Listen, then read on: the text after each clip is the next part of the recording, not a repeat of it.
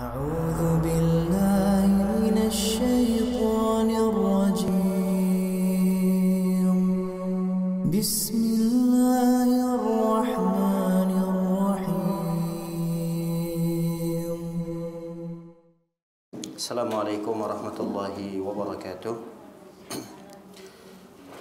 الحمد لله على إحسانه والشكر له على توفيقه وامتنانه وأشهد أن لا إله إلا الله وحده لا شريك له تعظيما لشأنه وأشهد أن محمدا عبده ورسوله الداعي إلى رضوانه وصلى الله وسلم وبارك عليه وعلى آله وأصحابه وإخوانه. Ma'asyiral muslimat, jamaah yang semoga kita selalu dalam lindungan dan penjagaan Allah Subhanahu wa taala. Alhamdulillah, kita bersyukur kepada Allah Subhanahu wa taala atas karunia nikmat yang diberikan kepada kita. Nikmat sehat, nikmat keluangan waktu, terutama nikmat iman, nikmat Islam, yang dengannya alhamdulillah kita bisa berkumpul di salah satu rumah Allah yang kita cintai ini dalam rangka menuntut ilmu. Semoga apa yang kita lakukan pada pagi hari ini diterima di sisi Allah Subhanahu wa taala. Salawat beserta salam semoga tercucur curahkan kepada Nabi kita tercinta, Nabi besar Muhammad sallallahu alaihi wasallam.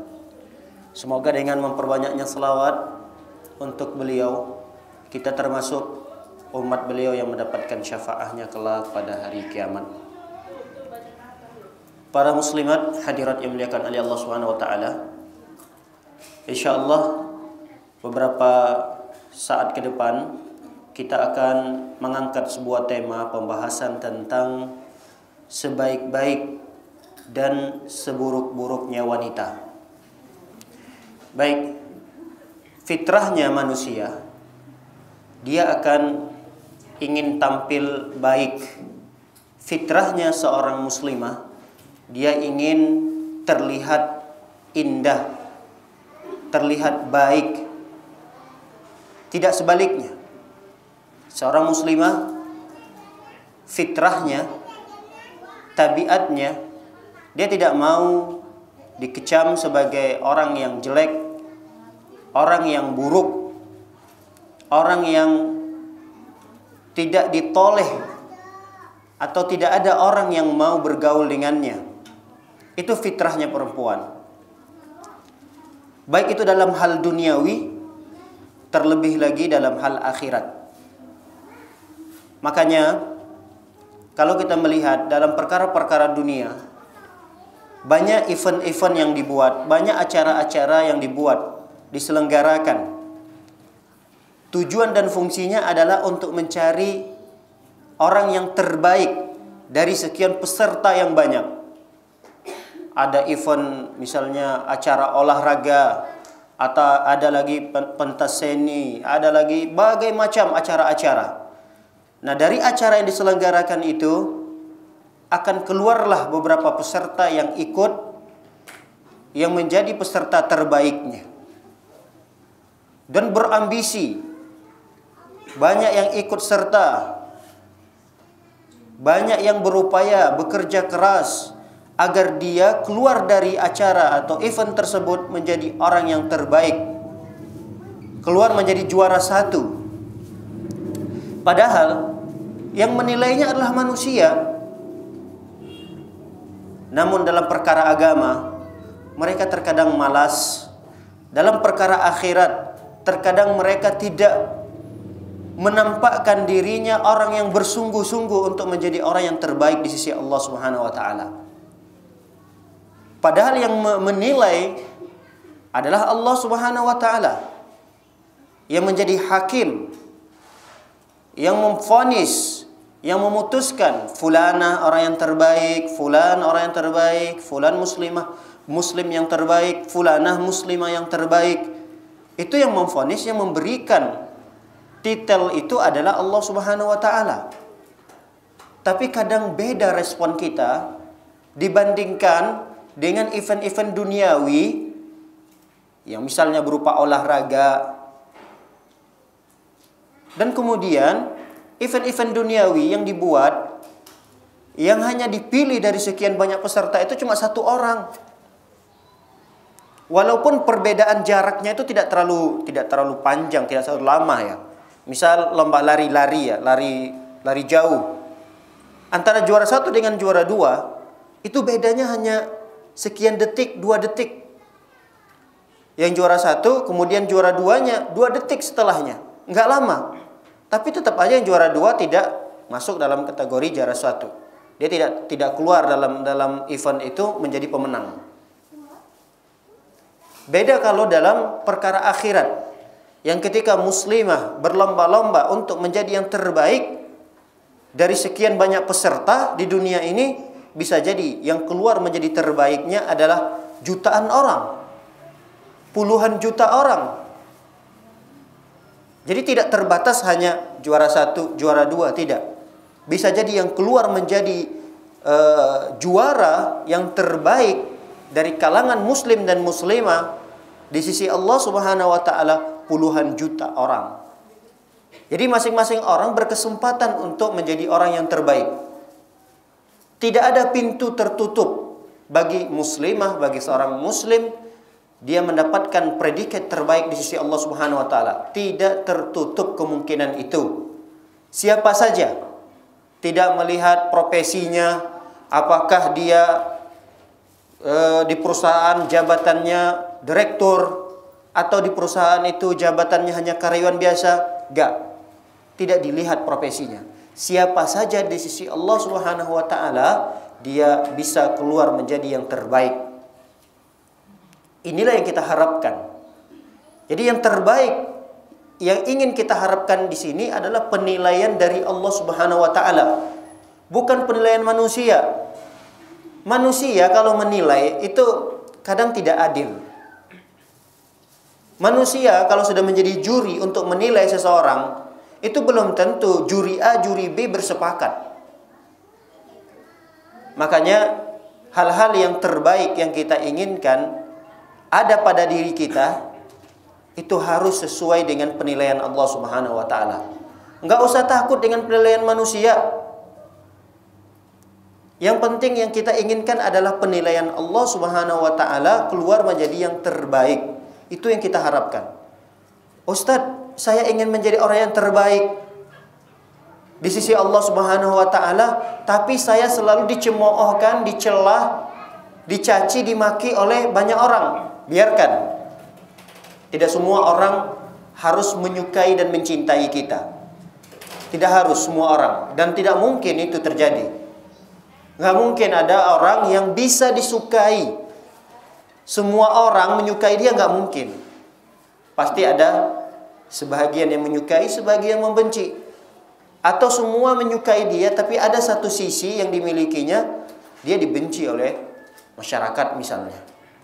Nah, kebencian masyarakat, kebencian orang kepada kita itu tidak menjadikan kita putus asa. Yang penting Allah suka, cinta, dan kita keluar dari dunia ini menghadap Allah Subhanahu wa taala, kita mendapatkan predikat, titel di sisi Allah Subhanahu wa taala, keluar dengan membawa predikat terbaik.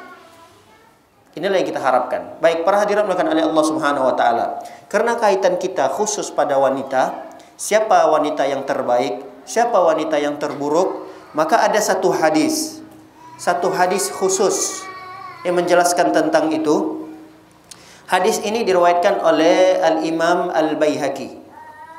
Hadis ini diriwayatkan oleh Al-Imam Al-Baihaqi. Hadis ini sampai kepada seorang sahabat yang bernama Abi Udzainah. Abi Udzainah As-Sadafi. Abu Udzainah As-Sadafi.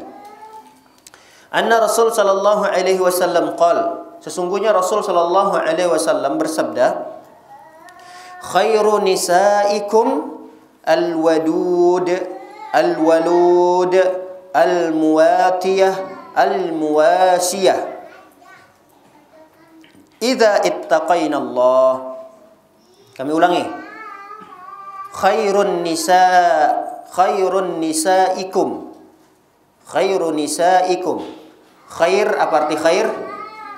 sebaik-baik. Nisa, nisa adalah para wanita. Kum di sini kalian. Jadi sebaik-baik perempuan kalian, wanita kalian, al-wadud, ini yang pertama. Boleh dicatat atau boleh diingat, dihafal. Al-wadud, apa arti al-wadud? Wanita yang pengasih, wanita yang banyak kasih sayangnya, yang penuh dengan cinta kasih. Nah, itu al-wadud namanya. Seorang wanita yang penuh dengan cinta kasih. Al-walud. Al-walud, apa arti al-walud? Perempuan yang subur. Ini yang kedua. Sifat yang kedua adalah perempuan yang subur. Yang ketiga, perempuan yang terbaik adalah al-muwatiyah.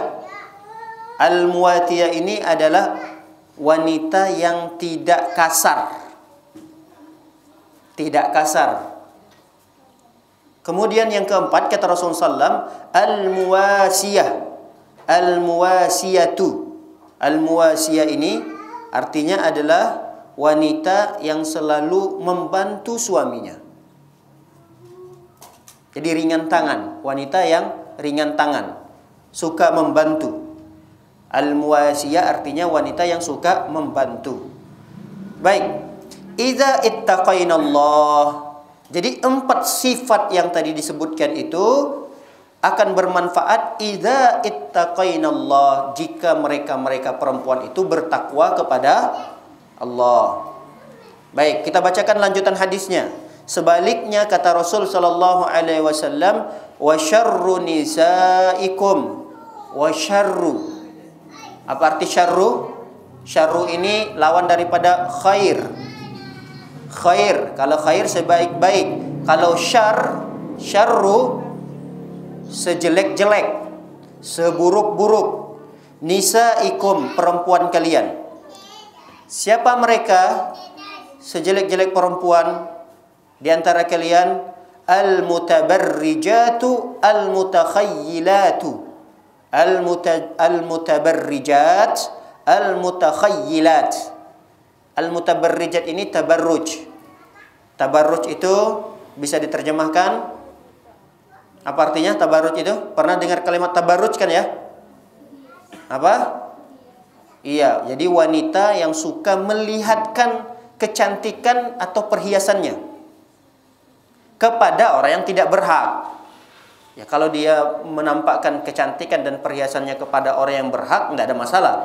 Jadi kalau tabarruj ini, dia menampakkan kecantikannya, menampakkan perhiasannya kepada orang yang tidak berhak untuk melihatnya. Ini namanya tabarruj.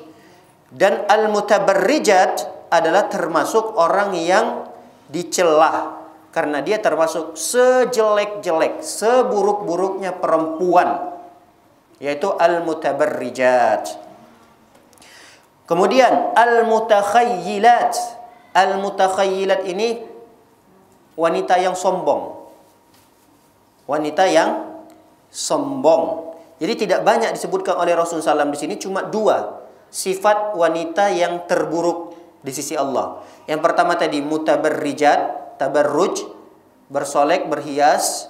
Kemudian yang kedua al-mutakhayyilat, sombong.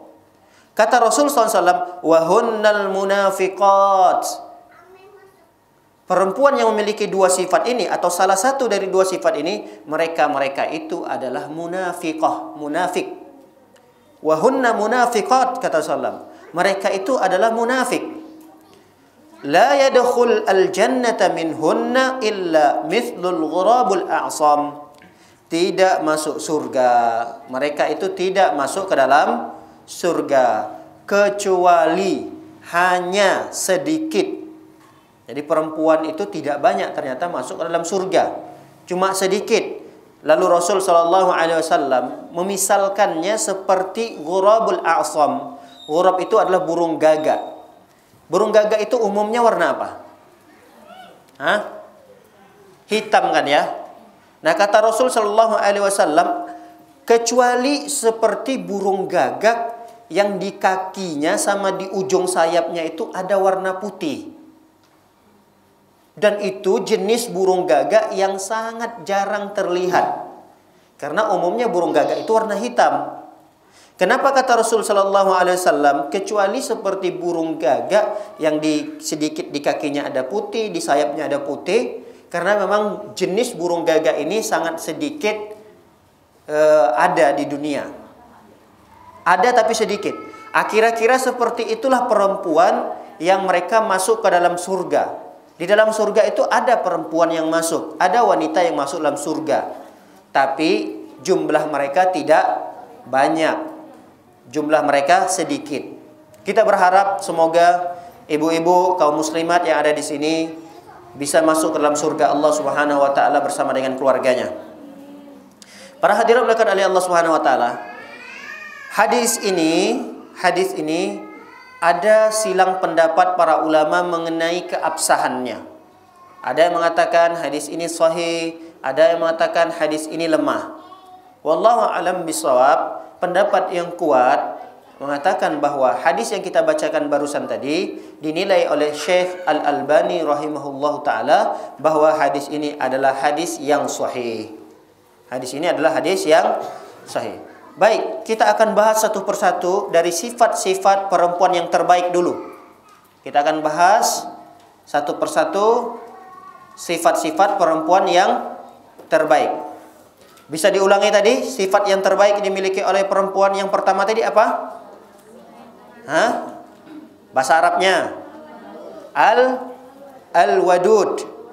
Al-Wadud. Al-Wadud ini kalau diterjemahkan wanita yang penuh dengan cinta dan kasih sayang. Ingat, penuh cinta dan kasih sayang itu tidak cukup dalam hati ya. Ustadz, saya ini wanita yang penyayang Ustadz. Tapi penyayangnya cuma dalam hati. Nggak bisa diungkapkan. Saya nggak bisa menampilkannya gitu. Nggak. Jadi Al-Wadud ini dia tidak hanya punya kasih sayang, cinta kasih dalam hati, tapi juga dia pintar di dalam mengungkapkan kasih sayangnya itu. Garis bawah itu, yaitu seorang wanita yang pintar dalam mengungkapkan kasih sayangnya. Bisa jadi ungkapan itu melalui kata-kata. Catat. Melalui apa? Kata-kata. Diungkapkan kasih sayang itu melalui kata-kata. Bisa jadi melalui sikap. Sikap. Dan yang ketiga bisa jadi melalui penampilan. Ada berapa? Ada 3. Jadi kita kalau pengen tahu kita ini wanita yang pengasih, penyayang, lihat. Bisa atau tidak kita ungkapkan kasih sayang kita itu dalam bentuk kata-kata. Bisa nggak kita ungkapkan dalam bentuk sikap kita dan penampilan kita. Dan ketahui bahwa orang yang paling berhak dalam mendapatkan kasih sayang wanita adalah siapa? Suaminya. Sekali lagi, sosok orang yang paling berhak mendapatkan kasih sayang seorang wanita adalah suaminya. Jadi kalau dia ingin mengungkapkan kasih sayangnya melalui kata-kata, berarti yang paling berhak mendapatkan kata yang indah, lafaz yang baik adalah suaminya. Jadi kita harus bisa santun dalam berbicara di depan suami. Kalaulah di depan orang saja kita bisa santun, bisa baik dalam berbicara, kenapa kepada suami tidak? Jangan mau kalah ibu-ibu sekalian dengan para wanita penggoda. Tahu wanita penggoda? Masa nggak tahu? Tahu ya? Nggak usah lah Ustaz. Aduh, kok jelek banget sih contohnya wanita penggoda. Ya gimana lagi? Kalau kita melihat ya sosok wanita penggoda itu, ketika laki-laki mau masuk di pintu gerbangnya aja, itu udah disambut, Masya Allah, dengan kata-kata yang luar biasa. Selamat malam, ada yang bisa dibantu, ada ini, ada itu. Ditanya dengan kata-kata yang lembut. Nah, suami kita datang ke rumah, pulang dari kerja, disambut dengan istri, dari mana aja jam segini baru pulang. Kadang-kadang kita nggak nyadar gitu. Nah, kalau ingin menjadi wanita al-wadud itu, al-wadud, dia harusnya tidak bertanya seperti itu. Dia harusnya, Mas, mau disiapkan apa? Air hangat, apa air dingin? Mau minum apa? Mas mau mandi dulu atau mau makan dulu? Makanan sudah siap. Harusnya kan begitu. Al-wadud itu dia bisa mengungkapkan kasih sayangnya, cinta kasihnya melalui kata-kata dulu, kata-kata yang baik. Jangan mau kalah dengan wanita yang biasa menjaga resepsionis, tahu kan ya? Coba lihat wanita resepsionis. Kita tamu datang ini. Ini tamu loh, tamu yang tidak dikenal. Harusnya suami itu lebih perilaku yang kita perlakukan ya. Kita lakukan sesuatu kepada suami itu harusnya lebih daripada tamu yang tidak dikenal. Kok bisa gitu ada wanita yang belum mengenal laki-laki tapi dia sambut begitu ramah, begitu santun, begitu bagus ucapan kata-katanya, intonasi yang keluar dari suaranya juga rendah. Nggak tinggi. Mas, ada yang bisa dibantu? Enggak, pasti dia akan menggunakan bahasa dengan intonasi yang lembut, tidak tinggi. Karena kalau dia resepsionis itu dengan sambutannya kasar, ya nggak akan mau orang datang yang kedua kalinya gitu. Harusnya kita begitu sikap seorang perempuan yang baik itu, yang baik kata Rasulullah SAW, al-wadud tadi.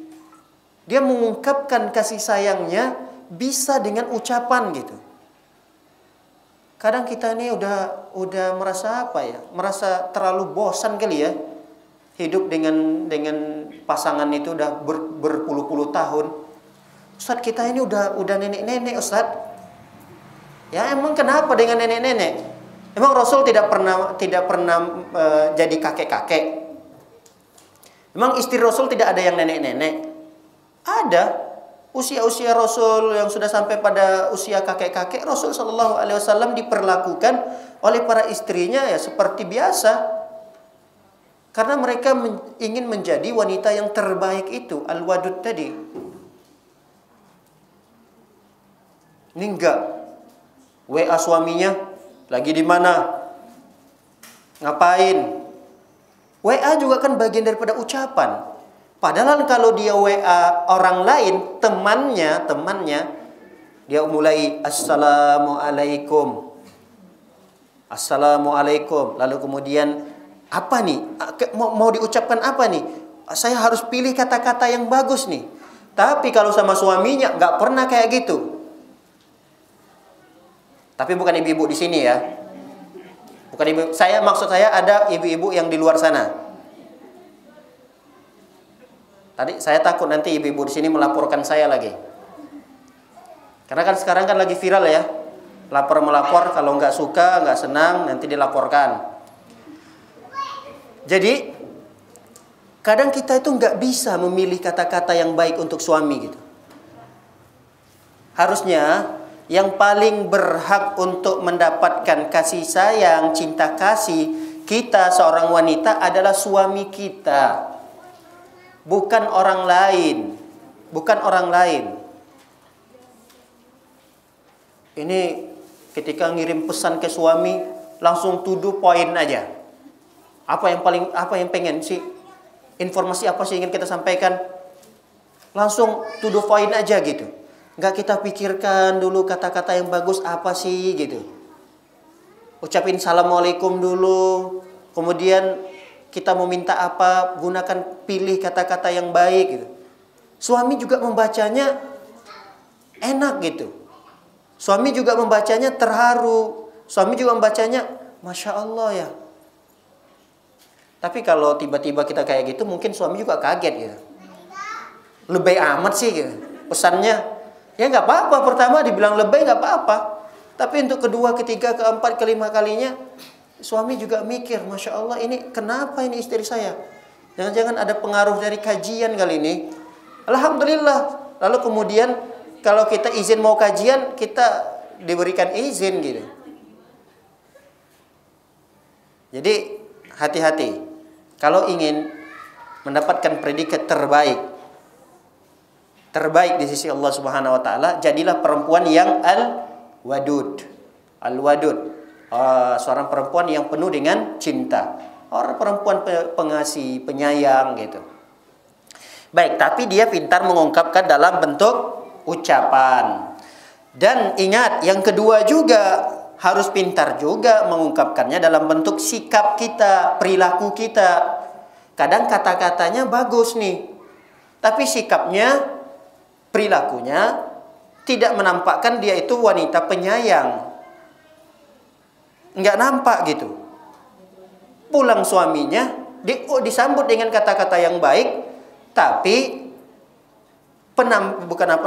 sikapnya ya, sikapnya, perilakunya itu tidak nampak gitu. Harusnya ketika dia sambut dengan baik suaminya tersebut, dia tunggu suaminya gitu. Walaupun pulangnya malam, sudah ngantuk, udahlah, ditahanlah ngantuknya dulu. Atau kalau memang mungkin terpaksa harus tidur dulu, bikin alarm. Tanya suaminya, kira-kira sampai di rumah jam berapa, Mas? Saya dari kota ini mungkin nanti nyampenya jam 12 malam.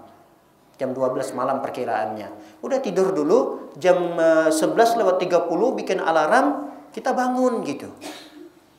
Ini kan ada sikap, ada perilaku seorang wanita itu, dia menampakkan, bisa dia mengungkapkan kasih sayangnya dalam bentuk sikap dan perilakunya. Dia tunggu suaminya. Suami mana yang gak senang gitu? Jadi tanpa diketok dulu, tanpa menunggu lama suaminya di luar, dia sudah bersiap-siap untuk membukakan pintu. Kaget gitu suaminya.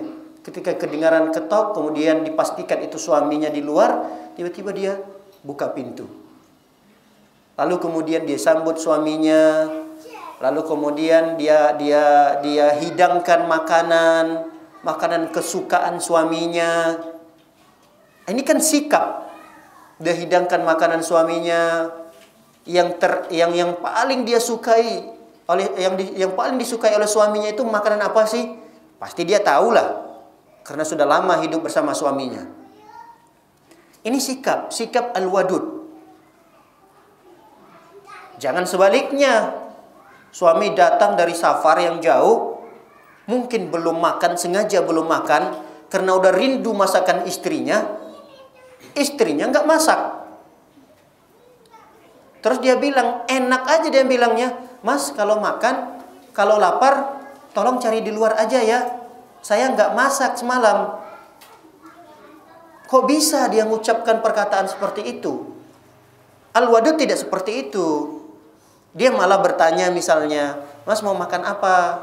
Atau dia tidak perlu tanya, karena dia sudah tahu. Udah pokoknya dia masak aja yang terenak, yang paling disukai oleh suaminya. Nah itu. Jadi dia harus bisa mengungkapkannya dalam bentuk sikap. Sikap yang baik dalam melayani suaminya. Atau misalnya suaminya mau berangkat kerja, sepatunya udah disiapin, kaos kakinya yang baru sudah disiapin. Jangan kaos kaki suaminya udah seminggu nggak diganti-ganti. Ya kita sebagai istri kadang suami ya dia nggak tahu menahu, pokoknya ada sepatu di sana pakai, ada kaos kakinya dipakai sama dia. Ternyata kaos kakinya itu udah 1 minggu.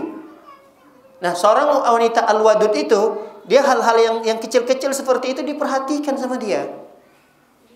Dia tampakkan sikap yang baik. Apa keperluan suaminya ini? Yang diperlukan oleh suaminya, oh hari ini seragamnya ini. Udah disiapin sama di atas meja. Udah rapi, udah disetrika. Masya Allah kalau ada istri yang seperti ini, suami mana yang tidak bertambah sayang dan cinta kepada istrinya gitu. Sampai hal-hal yang kecil seperti itu, keperluan dan perlengkapan suaminya sudah siap. Kalau perlu suaminya dimandiin deh. Kalau perlu, tapi kan ya suami juga risih kalau tiap hari digituin gitu, sekali-kali lah. Ya hal-hal yang kecil-kecil yang bisa kita siapkan, yang bisa kita bantu suami untuk mempersiapkannya, maka lakukan itu.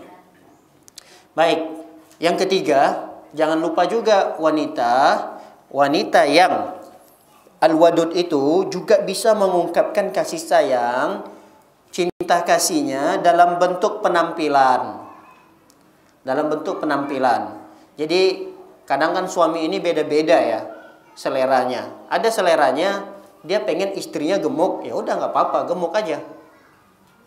Ada modelnya suami itu pengennya istrinya itu nggak terlalu gemuk.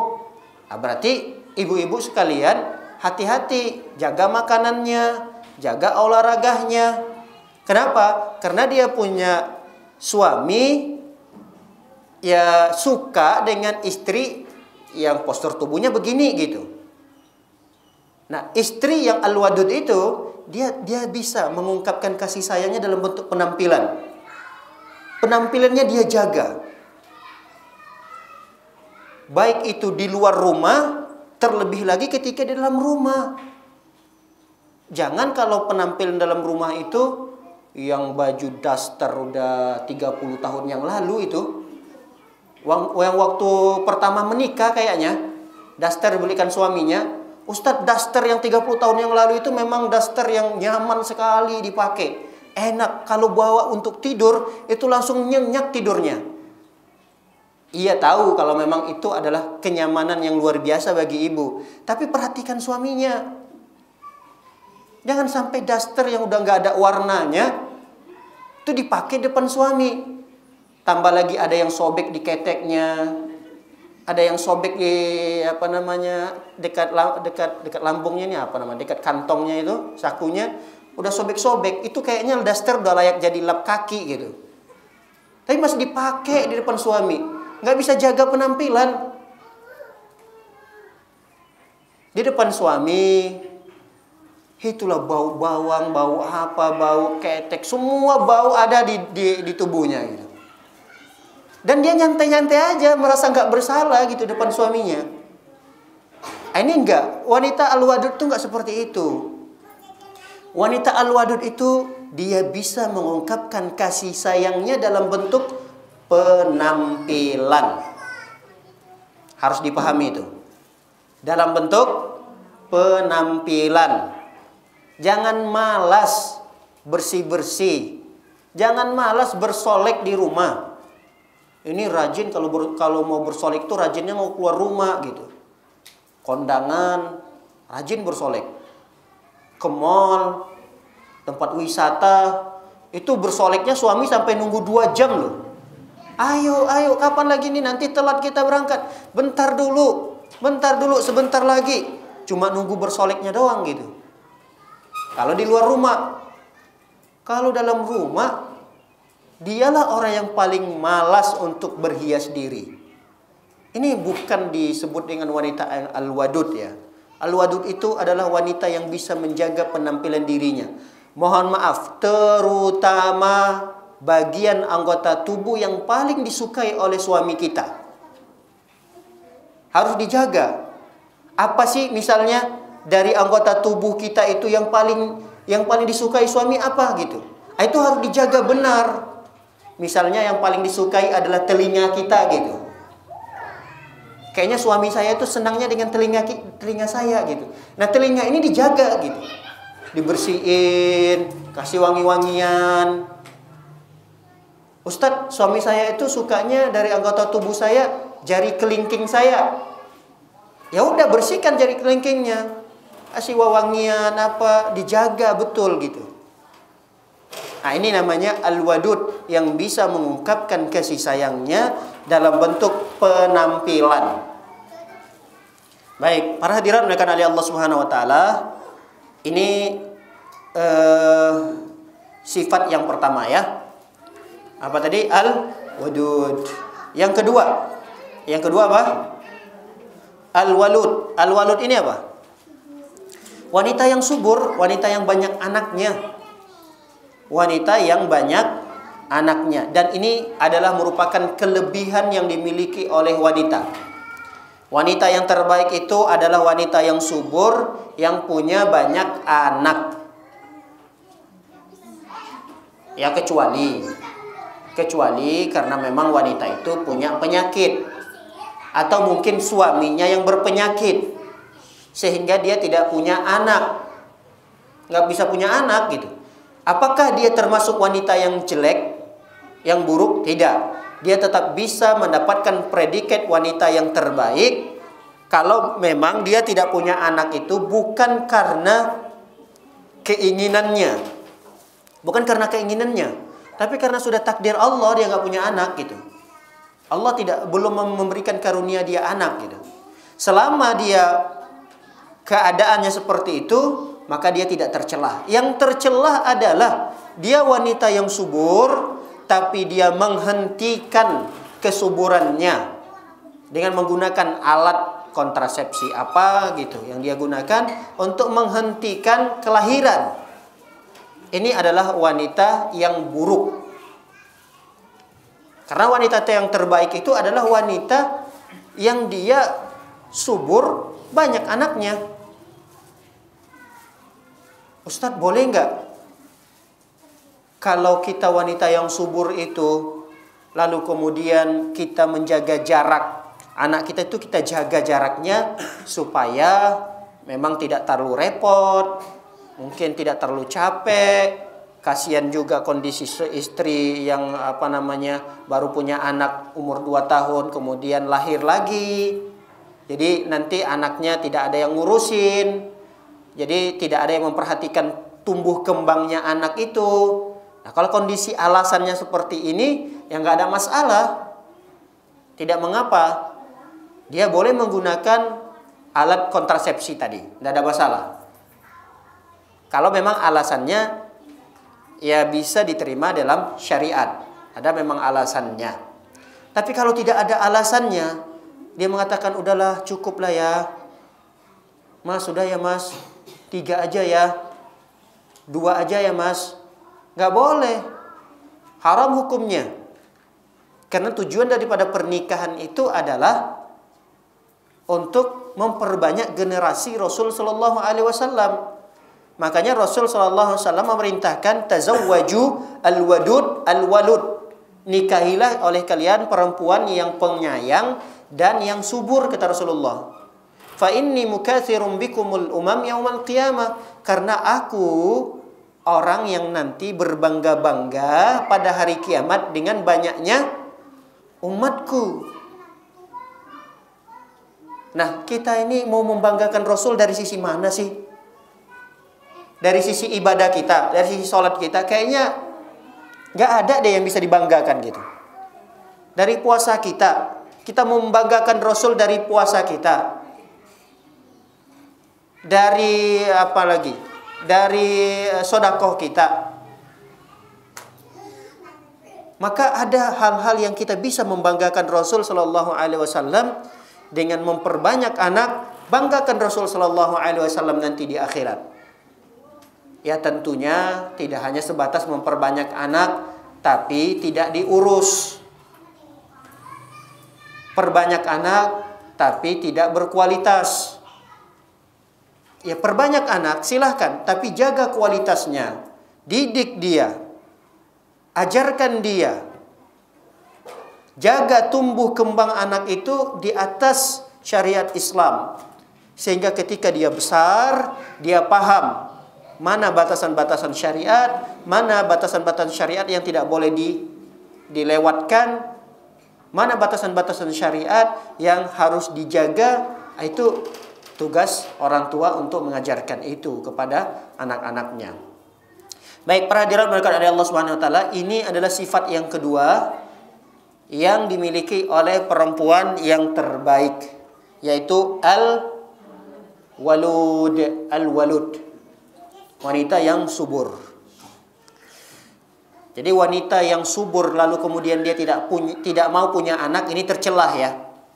Karena kalau tidak salah 6 bulan atau setahun yang lalu, belum nyampe setahun yang lalu kayaknya, ada ya apa ya, bisa dikatakan dia itu sosok yang banyak dikenal oleh masyarakat lah ya, tokoh lah atau apalah ya, yang dia mengatakan saya nggak mau punya anak gitu, saya menikah pokoknya nggak mau punya anak. Alasannya ya repot lah, kalau lagi hamil itu ngandungin anak yang beratnya sekian kilo, lalu selama sebulan, 2 bulan, 3 bulan lahiran, di saat lahiran itu harus mengorbankan nyawa. Setelah lahiran kemudian dirawat anak itu sampai begadang kadang ibunya, cuma karena alasan itu.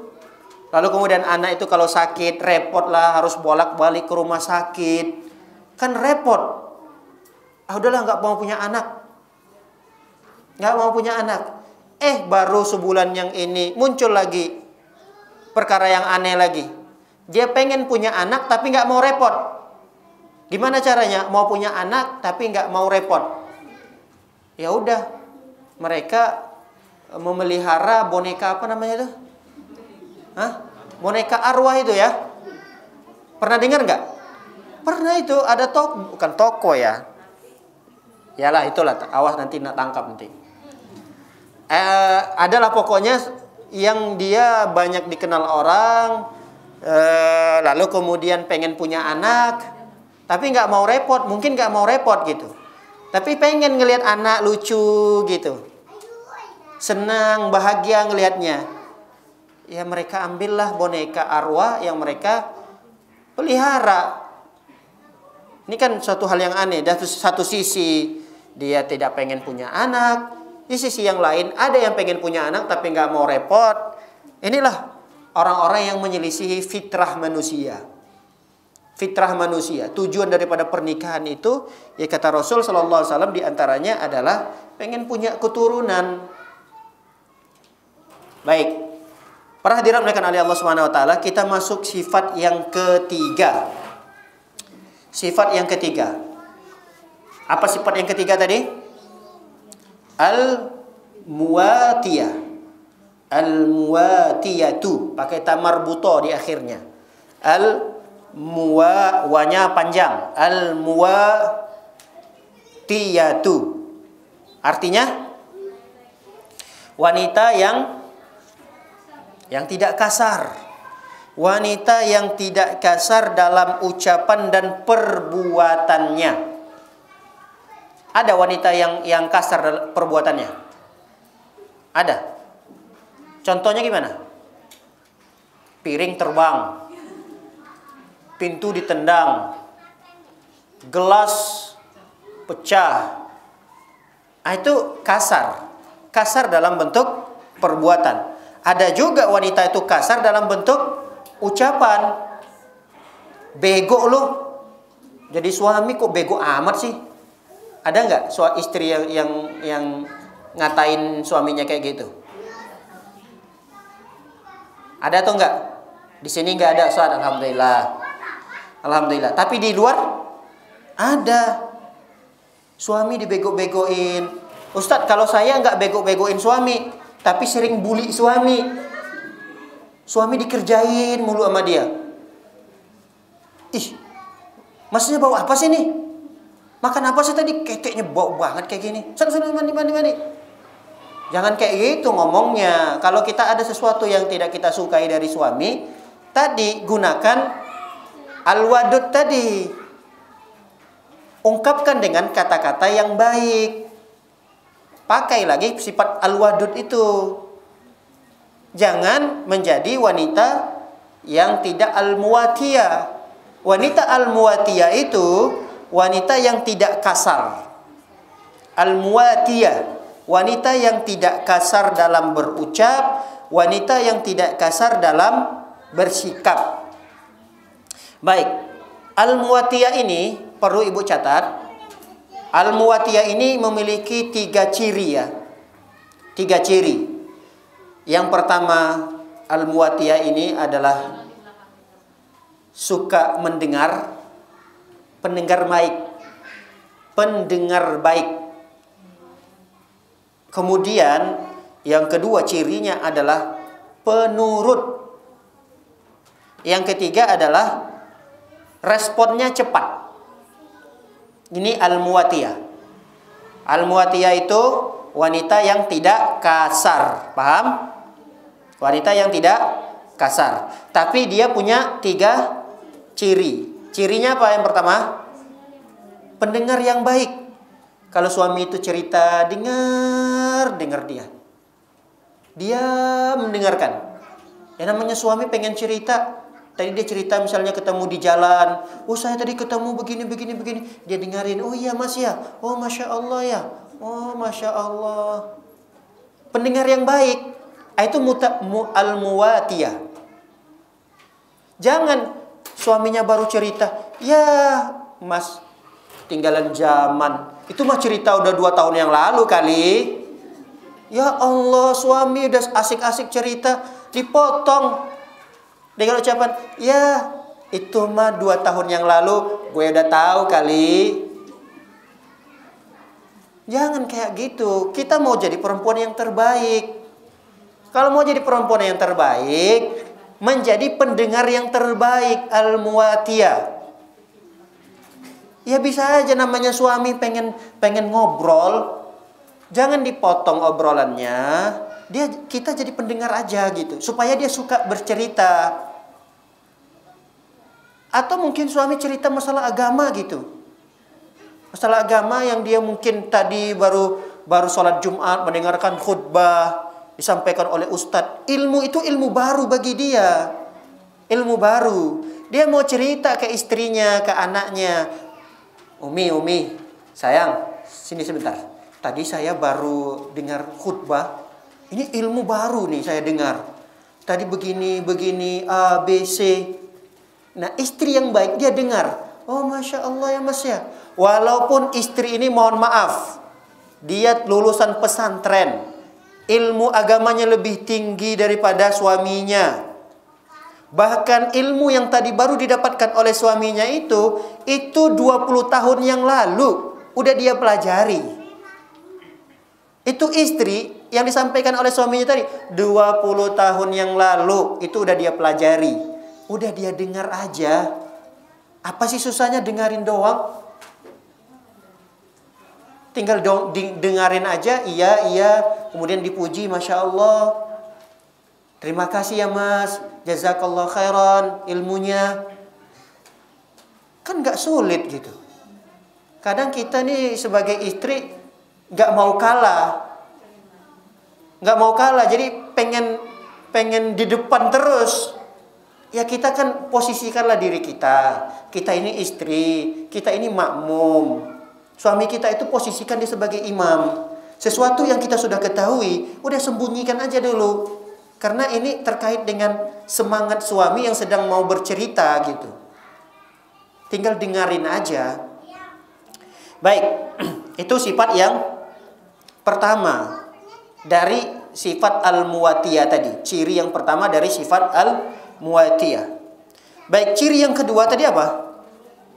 Penurut, taat. Penurut, dia bisa taat. Ya taat apa aja lah yang diminta oleh suami. Walaupun perkara-perkara kecil. Ya perkara itu perkara duniawi. Suami minta sesuatu sama kita, taati. Iya mas, yang tolong ambil dulu air hangat ya. Ya sebentar ya. Ambilkan. Cemilannya mau apa mas? Ada apa aja? Ada kacang goreng, ada ini. Oh, ya ada apa aja? Penurut, ya ambil. Taat gitu. Manut, nurut. Ini al-muwatiyah. Wanita al-muwatiyah itu cirinya dia memang tidak kasar. Dia bisa ungkapkan ketidakkasaran dia itu dalam bentuk dia menurut. Dia nurut, dia taat, dia manut gitu. Kemudian yang ketiga tadi apa? Cirinya cepat responnya. Jadi wanita yang al-muwatiyah itu responnya cepat. Suaminya belum ngomong aja nih, dia udah tahu.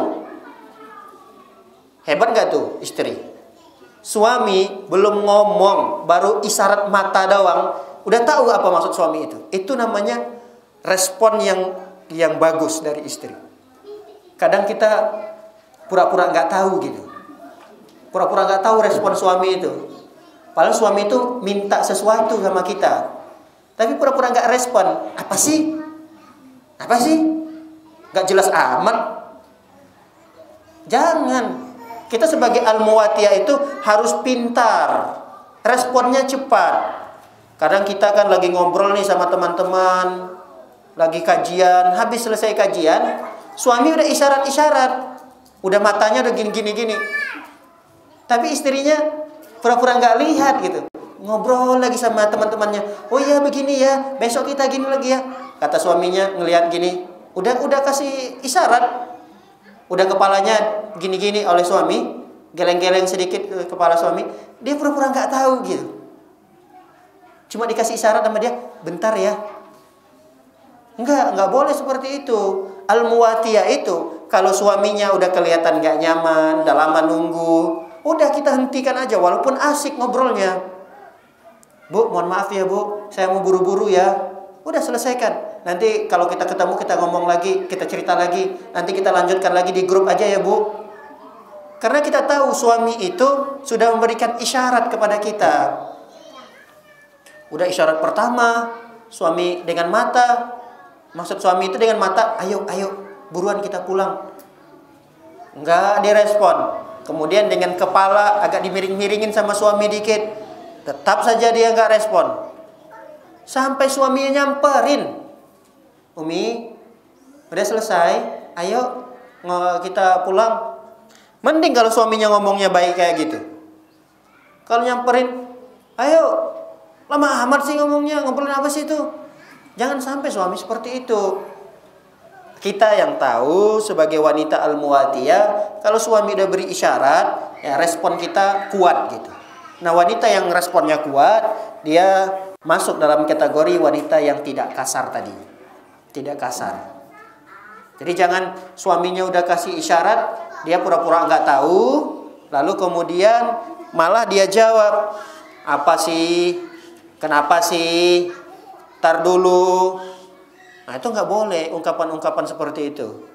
Baik, itu adalah ciri wanita al-muwatiyah.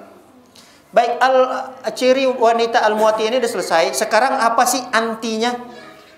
Jadi wanita al-muwatiyah ini anti sekali terhadap penolakan. Terhadap kata tidak itu dia anti sekali. Jadi wanita, sekali lagi kami ulangi supaya paham.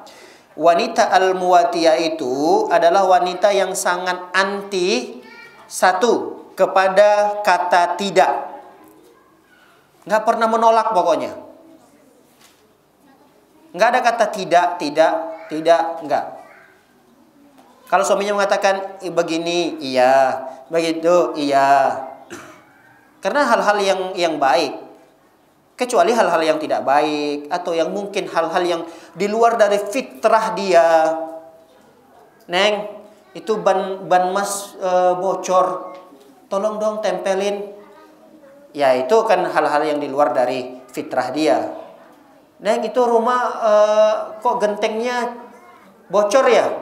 Coba dulu naik ke atas dilihatin.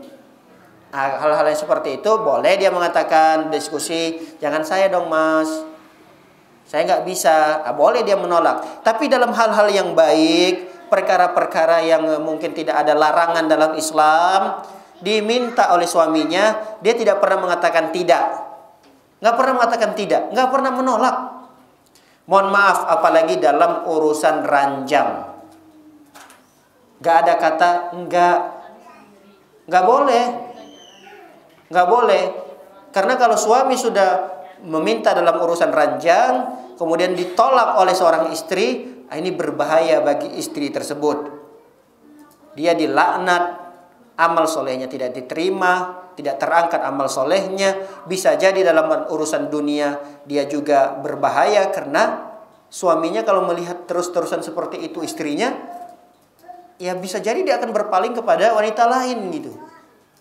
Seringkali dia menolak ajakan ranjang dari suaminya tanpa alasan. Kalau alasannya dia sedang haid, masih diterimalah sama suaminya. Alasannya karena mungkin dia sakit, masih diterima. Alasannya kenapa? Sedang gak mood. La haula wala quwata illa billah. Sedang gak mood, sedang gak malas, sedang apalah, capek dan seterusnya. Itu alasan yang tidak dibenarkan. Kata itu tidak boleh ada kata tidak atau penolakan dari kata-kata yang lain terhadap ajakan, terkhususnya pada ajakan ranjang. Baik. Wanita al-muwatiyah juga dia anti kepada sombong ya. Jadi dia tidak sombong. Walaupun mungkin istrinya ini lebih cerdas, IQ-nya lebih tinggi daripada suaminya, penghasilannya lebih banyak daripada suaminya. Jadi penghasilan dia, kadang mungkin dia bekerja, suami istri bekerja, ternyata penghasilan istrinya lebih banyak. Nah, wanita al-muwatiyah ini dia tidak kasar, dia bisa ungkapkan ketidakkasarannya itu dalam bentuk dia tidak pernah sombong di depan suaminya. Baik. Kemudian al-muwatiyah ini anti sekali dengan merasa tinggi. Jadi dia tidak pernah merasa tinggi. Ini hampir mirip lah dengan sombong tadi. Baik para hadirin yang oleh Allah Subhanahu wa taala, sifat yang keempat. Sifat yang keempat yang dimiliki oleh perempuan yang terbaik. Apa tadi? Al-muwasiyatu. Al-muwa, wanya pakai alif. Al-muwa panjang, al-muwasiyatu. Artinya apa? Artinya wanita yang selalu suka membantu suaminya dalam hal kebaikan. Jadi al-muwasiyah ini adalah wanita yang suka membantu suaminya dalam hal-hal yang baik. Dia pernah mendapatkan suaminya misalnya dalam kondisi susah. Bisa jadi dalam kondisi suaminya sedang di PHK, suaminya dalam kondisi bangkrut. Lalu kemudian suaminya udah angkat tangan lah udah. Suaminya mengatakan, "Neng, kamu pulang aja dulu ya ke rumah orang tuamu. Saya udah nggak bisa. Kondisi seperti ini saya udah nggak bisa menghidupi kamu lagi. Kamu untuk sementara waktu pulang dulu ke orang tuamu ya. Saya mau bekerja dulu, saya mau cari pekerjaan dulu, saya mau keluar kota dulu, saya mau cari pekerjaan." Nah, istri al-muwasiyah dia tidak membiarkan begitu saja suaminya. Dia semangati suaminya, dia support suaminya, dia bantu suaminya. Dia katakan kepada suaminya, "Mas, susah senang kita tetap bersama. Seperti apapun kondisi kamu, saat ini kamu sedang susah, saat ini kamu sedang di PHK, saat ini kamu sedang bangkrut. Masa iya sih dalam kondisi seperti ini saya harus meninggalkan kamu? Masa iya kamu harus mengantarkan saya ke rumah orang tua saya? Enggak. Pokoknya saya tetap harus bersama kamu, mendampingi kamu, walaupun kita hidup susah, mungkin untuk makan kita sulit. Yang penting saya tetap harus ada di samping kamu. Kalau perlu apa yang saya bisa bantu, saya akan bantu untuk memulihkan kembali ekonomi kita." Harusnya begitu. Wanita al-muwasiyah itu dia membantu suaminya. Begitu juga suaminya apabila dihadapkan dalam perkara-perkara yang haram. Perkara-perkara yang haram itu bisa menjadi harum. Contoh, suaminya bekerja di suatu perusahaan. Di perusahaan ini memang jabatan suaminya bagus sekali. Suaminya ini memang dibutuhkan tanda tangannya. Di suatu ketika ada orang-orang yang minta tanda tangannya, tapi di balik tanda tangan itu ada jumlah amplop yang angka nolnya itu angkanya 7 sampai 8 digit. Itu bisa dibayangkan. ratusan juta gitu. Kalau ditandatanganin itu suami dapat ratusan juta gitu. Nah, istri yang baik, dia bantu suaminya. Dia bantu mengkokohkan keyakinan dan keimanan dari suaminya. Dia katakan kepada suaminya, "Jangan Mas, jangan ditandatanganin Mas." Dia bantu suaminya untuk mengkokohkan kembali keimanan yang mungkin agak luntur nih gara-gara angka digit tadi. Yang 8 sampai 9 digit itu. Ratusan juta. Siapa yang gak tergiur? Kalau nih suami gelap mata ditanda tangan. Tapi Masya Allah, dia punya istri, menolong agama suaminya. Dia katakan, "Jangan Mas, biarkan hidup kita seperti ini, sederhana. Kami bisa bersabar kok. Saya, istri, anak-anak, kami bisa bersabar hidup susah. Himpitan dunia ini tidak terlalu berat dengan himpitan nanti di neraka. Kesusahan yang kami rasakan di dunia ini tidak lebih berat dibandingkan nanti kesusahan di akhirat. Biarlah kami hidup susah di akhirat Mas, dibandingkan nanti kita susah hidupnya di akhirat. Biar kami susah hidup di dunia ini Mas, tidak ada masalah. Jangan ditandatangani itu. Itu adalah perkara yang diharamkan, dilarang dalam Islam." Nah, ini adalah wanita yang al-muwasiyah. Wanita yang al-muwasiyah. Dia bisa menolong dan membantu suaminya dalam hal-hal yang baik. Baik, para hadirin mulakan oleh Allah Subhanahu wa taala, dari 4 sifat tadi. Sudah hafal 4 sifat itu? Yang pertama tadi apa? Al-wadud, wanita yang penyayang. Al-wadud, al-walud. Al-walud apa? Subur. Al-muwatiyah, tidak kasar. Al-muwasiyah, yang suka membantu. Nah, 4 sifat ini tidak berguna. Loh, kok nggak berguna, Ustaz? Ya, tidak berguna dan tidak bermanfaat jika wanita itu tidak bertakwa kepada Allah. Paham? Kami ulangi hadisnya tadi. Dicatat nggak tadi hadisnya? Hadisnya tadi, sebaik-baik wanita adalah al-wadud, al-walud, al-muwatiyah, al-muwasiyah apabila mereka bertakwa. Kan gitu hadisnya. Idza ittaqainallah, apabila mereka bertakwa kepada Allah. Jadi 4 sifat ini percuma, tidak bermanfaat bagi perempuan. Kapan itu?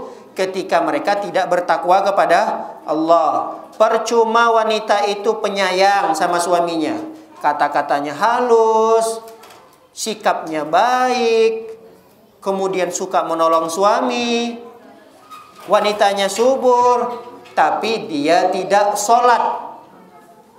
Bergunakah? Dia tidak sholat 5 waktu, nggak berguna. Maka akan berguna sifat yang tadi yang dimiliki jika dia bertakwa kepada Allah Subhanahu wa taala. Apa itu takwa? Apa itu takwa? Melaksanakan perintah Allah dan menjauhkan larangannya. Itu adalah wanita yang bertakwa. Jadi wanita yang baik itu memiliki tadi 4 sifat itu, lalu kemudian 4 sifat itu dilingkupi, diliputi oleh ketakwaannya kepada Allah Subhanahu wa taala. Baik, kita lanjutkan hadisnya. Hadis yang menjelaskan wasyarrun nisaikum, wasyarru nisaikum, dan seburuk-buruknya perempuan. Seburuk-buruknya perempuan. Rasul sallallahu alaihi wasallam melanjutkan hadis yang tadi kita bacakan. Kata Rasul sallallahu alaihi wasallam, "Wa syarru nisaikum al-mutabarrijat al-mutakhayyilat." Ada berapa sifatnya tadi? Ada 2. Bisa disebutkan?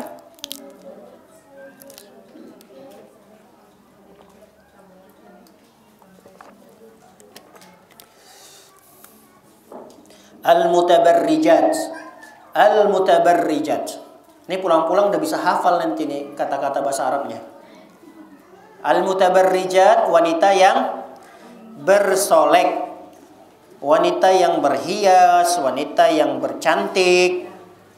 Tapi kecantikan yang dia miliki itu dia pertontonkan kepada lelaki yang bukan mahramnya. Ini adalah wanita yang paling buruk. Wanita yang paling buruk itu adalah wanita yang salah dalam memposisikan kecantikannya. Dia menampakkan keindahan dirinya di depan orang lain. Dia menampakkan auratnya kepada orang lain. Ini mutabarrijat. Makanya hukum asal dari perempuan itu, dia tinggal di rumah dan tidak boleh bersolek, tidak boleh berhias di saat dia keluar rumah. Makanya Allah Subhanahu wa taala berfirman dalam surah Al-Ahzab, ayat yang ke-33. Apa kata Allah? Wa qarna fi buyutikunna wa la tabarrajna tabarrujal jahiliyatil ula. Kata Allah Subhanahu wa taala, wa qarna, hendaklah wanita itu menetap betah di rumah. Betahlah menetap di rumah para wanita-wanita. Wala tabarrajna, dan janganlah kalian itu bersolek seperti bersoleknya orang-orang jahiliyah terdahulu. Orang-orang jahiliyah terdahulu bersolek, bercantik, menampakkan kecantikannya itu di depan orang gitu. Maka itu tidak dilakukan oleh seorang muslimah yang baik. Baik para hadirin maka oleh Allah Subhanahu wa taala. Di antara dikatakan seseorang itu tabarruj adalah ketika dia memakai wewangian misalnya. Ustadz, ada seorang wanita yang dia itu menutup auratnya. Dia keluar rumah dalam kondisi menutup aurat, tertutup auratnya, rapi pakaiannya. Tapi parfumnya wangi banget. Nyolok banget gitu wangi parfumnya itu. Nah, ini termasuk tabarruj. Karena dilarang dalam Islam, kata Rasul SAW, ayyuma mra'atin ista'tarat. Perempuan mana saja yang dia itu mengenakan parfum, lalu kemudian dia keluar rumah, melewati laki-laki, lalu laki-laki itu mendapati aroma wanginya, maka kata Rasul SAW, perempuan itu zaniyah. Perempuan itu adalah pezina. Kasar kata Rasul SAW ini. Kasar sekali. Tapi memang itulah hendaknya kita jelaskan memang. Harus dijelaskan. Jadi perempuan itu kalau keluar rumah jangan menggunakan aroma wewangian yang wanginya itu semerbak sampai keciuman 2 meter, 3 meter, 4 meter setelah dia lewat gitu. Jangan. Karena orang yang seperti ini dia disebut dengan zaniyah, sebagai pezina. Para hadirin dimuliakan oleh Allah Subhanahu wa taala. Namun kita juga jangan sampai tidak memperhatikan bau badan juga ya. Bukan artinya di sini mentang-mentang tidak boleh pakai parfum lalu kemudian kita tidak peduli dengan kebersihan kita. Kita juga perlu menjaga kebersihan. Karena tahu dan ingatnya ada larangan memakai parfum bagi perempuan, lalu kalau dia keluar rumah dalam kondisi keteknya bau asam, bau badannya luar biasa, mengganggu teman-temannya yang sedang duduk bersamanya, enggak juga sampai seperti itu. Jadi dia boleh tetap menjaga kebersihan badannya, boleh. Tapi jangan sampai menggunakan parfum yang terlalu berlebihan. Karena itu bisa menghipnotis, bisa menyihir, bisa mengganggu laki-laki yang mencium parfum tersebut. Itu akan membahayakan orang lain, terutama para laki-laki yang mungkin mencium aroma wangi-wangian itu. Baik, termasuk al-mutabarrijat adalah mereka yang keluar rumah menggunakan perhiasan-perhiasan, aksesoris. Dia menutup aurat, tapi ya banyak pernak-perniknya. Banyak aksesoris-aksesoris yang dia gunakan. Itu juga jangan sampai dilakukan. Jadi nutup aurat bagus, auratnya tidak terlihat gitu. Tapi terlalu banyak aksesorisnya. Nah, ini juga perlu diperhatikan. Sampai ada suara menggerincing, cing cing cilincing cilincing. Di jilbabnya ada gitu. Atau mungkin di kakinya dia pakai kalung apa namanya? Gelang. Kok kalung ya? Kalung itu apa? Kalung di leher ya? Ada gelang kaki. Kalau jalan itu kayak apa ya? Kedengaran gitu. Ini tanda, ini ibu fulana ya. Belum lagi ngelihat di belakang siapa orangnya, kita udah langsung nebak ini ibu fulana. Suaranya udah ketahuan gitu. Khas gitu, ada khasnya gitu. Nah, itu sebaiknya dihindari. Sebaiknya dihindari. Gelang yang mungkin gelang itu kan kalau dia udah pakai baju nutup aurat, perhiasannya itu kan udah harusnya tertutup di pakaiannya. Sama dia dikeluarin. Jadi pakai gelangnya itu di luar bajunya gitu. Jadi pakai anting-antingnya itu udah nggak telinga lagi gitu. Anting-antingnya di mana disangkutinnya? Di jilbabnya. Tapi bukan ibu-ibu di sini. Mohon maaf, bukan ibu-ibu di sini. Ada ibu-ibu yang di luar sana, tetap dia ingin tampak pakai perhiasan, walaupun dalam kondisi dia menutup aurat, dia tetap pengen perhiasannya terlihat gitu. Dia gunakanlah aksesoris-aksesoris, dia sangkutin sana, sangkutin sini, sangkutin atas, gantungin di belakang, samping, kiri, kanan, ada bunga-bungaannya, keliling disangkut-sangkutin bunga-bunga di mana-mana gitu. Kayak mau pengantin baru gitu. Jangan sampai seperti itu. Nanti masuk dalam kategori al-mutabarrijat. Baik, ada juga al-mutabarrijat yang lain, dia menutup aurat, tapi penutupannya itu dengan menggunakan pakaian yang sempit. Bisa tergambar ini? Paham maksudnya? Dia menutup aurat, tapi pakaian yang dia gunakan itu menggunakan pakaian yang ketat, betul. Pakaiannya ketat. Jadi kelihatan menonjol sana, menonjol sini. Kelihatan bentuk lekak-lekuk tubuhnya begini. Dia nutup aurat pakai jilbab. Jilbabnya nanti dililit lagi sama dia kayak orang kecek kayak gitu. Itu jangan. Sudah bagus, dia pakai jilbabnya udah bagus. Nutup auratnya udah bagus. Cuma yang dia sedikit lagi perbaiki adalah pakaiannya. Gunakan sedikit pakaian agak lebih longgar lah gitu. Jangan terlalu ketat. Itu kalau udah terlalu ketat seperti itu, mohon maaf, sama saja seperti tidak menutup aurat.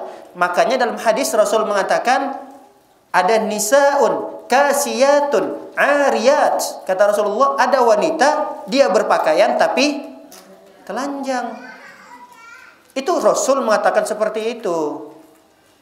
Kata Rasul SAW, ada wanita yang wanita ini terancam tidak masuk ke dalam surga. Jangankan masuk dalam surga, mencium aroma bau surga aja tidak diberikan izin. Siapa mereka? Di antaranya adalah nisaun kasiyatun ariyatun, perempuan yang dia berpakaian tapi telanjang, perempuan yang dia menutup auratnya tapi dibalut doang, dibalutnya doang. Sehingga nampak lekak-lekuk tubuhnya itu nampak gitu. Jelas. Kelihatan gitu. Seperti nggak menutup aurat gitu. Maka ini termasuk al-mutabarrijat. Baik, para hadirin melakukan oleh Allah Subhanahu wa taala. Kadang kan kita dapati ada aja itu kadang mengatakan, "Ustadz, yang penting kan saya nggak mengganggu orang. Saya berpakaian seperti ini, nggak pakai jilbab. Saya berpakaian yang seperti ini, ya sudah berpakai jilbab tapi belum terlalu syar'i. Yang penting kan saya tidak mengganggu orang. Saya nggak pernah menghibah orang. Saya nggak pernah menyakiti orang. Saya tidak pernah mengucapkan kata-kata kasar. Saya ini dinilai oleh banyak orang, saya ini orang baik. Saya orang baik. Percuma. Percuma orang menilai ibu orang baik, tapi di sisi Allah ibu tidak baik. Percuma ibu dalam bergaul, bermuamalah dengan teman-teman yang lain, ibu mendapatkan jempol. Bagus sekali. Ibu dapatkan nilai bagus di teman-teman. Tapi kalau ibu dalam kondisi mutabarrijat, ibu tidak bagus di sisi Allah. Makanya kalau ibu mau bagus di sisi manusia, harus juga bagus di sisi Allah. Ibu termasuk orang yang baik, sopan, santun dalam berbicara, sikapnya baik, bermuamalah tidak pernah mengganggu orang, tidak pernah menyakiti hati orang kalau berbicara. Orangnya baik banget. Tapi satu kesalahannya, dia masih mutabarrijat. Tinggal dia memperbaiki diri supaya tidak lagi menjadi wanita yang mutabarrijat. Baik, itu yang pertama dari wanita yang buruk. Bukan wanita yang buruk, wanita yang paling buruk. Kata Rasul sallallahu alaihi wasallam, sifatnya adalah al-mutabarrijat. Yang kedua, sifat yang kedua adalah al-mutakhayyilat. Al-mutakhayyilat. Al-mutakhayyilat ini sombong ya, wanita yang sombong, angku, ujub, sombong. Kadang kesombongannya itu pada hal-hal yang remeh gitu. Ustadz, orang yang sudah sering ngaji bisa sombong nggak? Bisa banget. Orang yang udah ngaji itu bukan orang yang maksum ya. Ibu-ibu yang di sini ini bisa jadi masuk dalam kategori al-mutakhayyilat ini. Hati-hati. Jangan merasa aman. Wah, saya udah ngaji lama Ustadz. Saya udah tahu itu nggak boleh sombong. Emang sombong apa ibu? Sombong apa ya? Nah, kalau ditanya ini ibu, sombong apa itu? Apa sombong? Sombong, ingat hadis Nabi SAW. Batarul haq wa ghamtun nas. Sombong itu didefinisikan oleh Rasulullah adalah menolak kebenaran dan apa? Wa ghamtun nas, batarul haq. Batarul haq itu menolak kebenaran, wa ghamtun nas, meremehkan orang lain.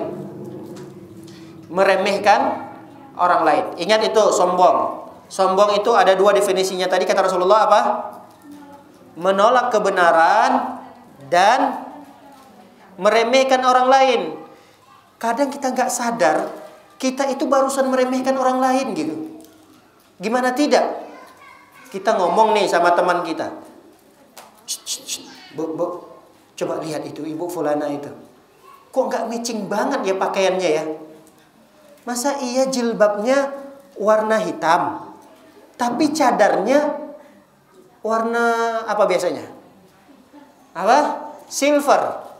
Warna silver. Jilbabnya warna hitam, cadarnya warna silver. Kok, aduh, nggak matching banget, nggak pas gitu. Terus dia lihat lagi ada ibu-ibu yang lain pakai pakaiannya menurut dia norak. Coba lihat tuh, ih, warnanya norak amat tuh ibu ya. Meremehkan orang lain. Sombong, ini sombong. Meremehkan, menjatuhkan orang lain. Ini sombong. Nggak boleh seperti itu.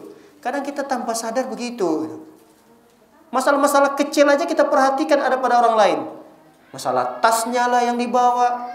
Masalah ini, masalah itu. Semua dipermasalahin.